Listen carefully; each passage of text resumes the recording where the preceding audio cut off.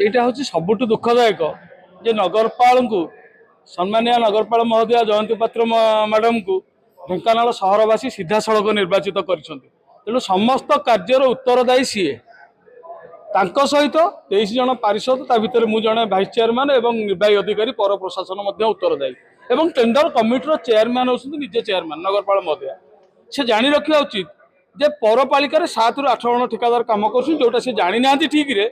कहवा एवं 20 ରୁ 17 ରୁ 20 भितर कहवा कि 17-18 जन कहवा यहाँ हूँ प्रथम दुखदायक सी यदि जानी ना ठिकादार केत जन पौर कार्यालय कार्य कर योग्य बोली सी नुहति बोली इस्तीफा देदेवा दरकार से जानी रखा रखी जानी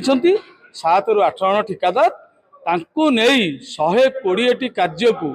भाग भाग कर 5 लाख भितर रखी बेनियम भावे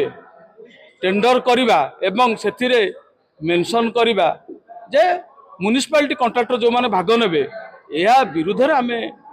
लिखित आकार देइतलु शांतिपूर्ण भाव धारणा रे बसतिलु जेथरे कि 7-8 जन ठेकेदार जाइकरी पौरपालिका रे जो माने सेदिन पकेवा को पेपर जाइतिले से 7-8 जन ठेकेदार जो माने पौरपालिका से माने किछि कहि नथिले बहुत असामाजिक युवक जो माने पराध्यक्षा एवं तांको बीजेपी भारतीय जनता पार्टी कर्मी बोली जहाँ समस्त सांबादिक भाई मैंने सीसीटीवी फुटेज और फुटेज जानीपारे से विशृंखला सृष्टि करते यार कारण हूँ स्वार्थ कौन आंच आसला जे 7-8टी कंट्राक्टर भितर भाग बांटापी एत माने निजक स्वच्छ बोली प्रमाणित करने सांबादिक सम्मेलन करवा कहीं जड़े उपाध्यक्ष और पार्षद मैंने लेखिकी देले जे 120टी कार्य को ई टेंडर नक किंबा पेपर टेंडर करा जाई पारिबो जहाँ कहते आमे मानुचु पेपर टेंडर करी से कहीं मेंशन कलेनि जे समस्त ठिकादार भाग लेबे केवल पौर कार्यालय ठिकादार भाग नेबे एटा होची गोटे बड़ दुर्नीति एवं ढेंकानाल पौरपालिका रे एटा होची टेंडर फिक्सिंग। तो आज जो प्रेसमिट रे कोन निर्दिष्ट भाव आपनकर दाबी रहइबो आ कोन अभियोग रहइबो जे आज सामाजिक सम्मेलन मुख्य उद्देश्य जदि पराध्यक्षा महोदय ढेंकानाल सहरर विकास रे